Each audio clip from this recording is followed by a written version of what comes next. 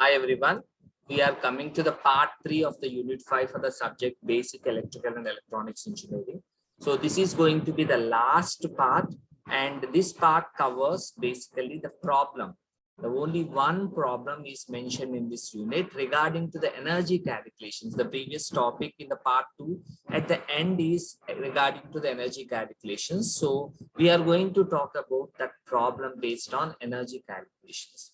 And fortunately, this unit has only one problem, and the kind of that problem is mentioned here.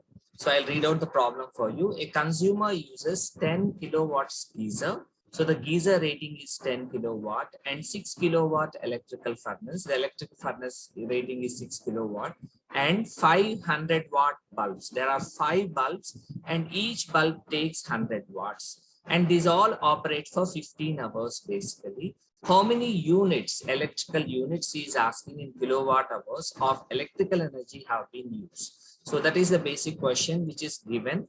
And this we have to calculate the energy for each and everything. So I'll tell you the solution for that, students. So here, if you can look at the energy, this is the question which he has mentioned. So the geyser take 10 watts, I believe. Yeah, the geyser take 10 watts. The electrical furnace, as he mentioned, it takes 6 watts. And there are 5 bulbs. 5 into 100 watts, which is 500 watts. You can see this geyser is in kilowatts.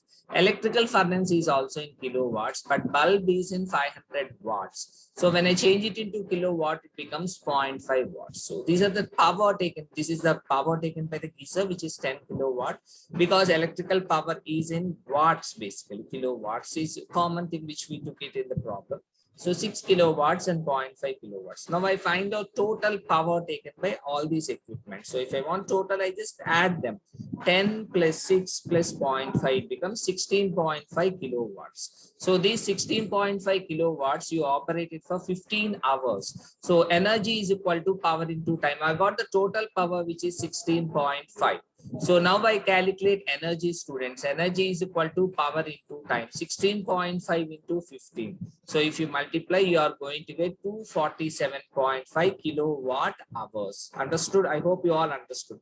I calculated total power, and after that I multiplied with time so that I get it in kilowatt hours, students. So we reached almost the end of this problem. But if you can see, there is a continuity to this problem also, which I have mentioned in different color here. So now if cost per unit is 2.5 rupees, what is the total cost? So what all we have studied previously, what was the total cost for this one? How much total cost would be? So for 1 unit cost, it is 2.5 rupees. So it is 2.5 rupees. So what is the cost for 247.5? So, so energy is power into time, we got this 247.5. So 1 kilowatt hour is taken as 1 electrical unit, students. Basically in a family, so they say units, the units increases when you use fan for the more time. So what is that unit? The unit is watt hours, kilowatt hours. 1 kilowatt hour is called as 1 unit. So totally this 247.5 kilowatt hour becomes 247.5 units. But it is given in the question, it varies accordingly, but in the question it is given 1 unit cost is 2.5 rupees.